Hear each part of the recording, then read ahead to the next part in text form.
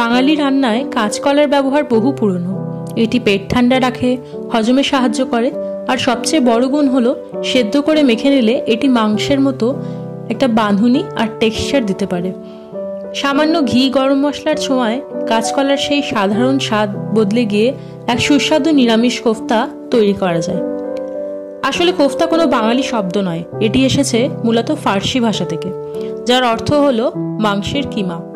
মুঘল আমলে এটি ভারত এবং বাংলায় পরিচিতি পায়। প্রথম দিকে কোফতা মানেই ছিল মিটবল, কিন্তু বাঙালি হেসেল সবসময়ই নতুন কিছু সৃষ্টি করতে ভালোবাসে। বিশেষ করে নিরামিষ রান্নার দিনে, যেমন পূজা পার্বণ বা সপ্তাহের নির্দিষ্ট বারে যখন মাংস বারণ, তখন প্রয়োজন পড়ল মাংসের বিকল্প স্বাদের। এই ভাবনা থেকে সৃষ্টি হলো নানা রকম সবজির কোফতা, আর তার মধ্যে অবশ্যই অন্যতম কাঁচকলার কোফতা।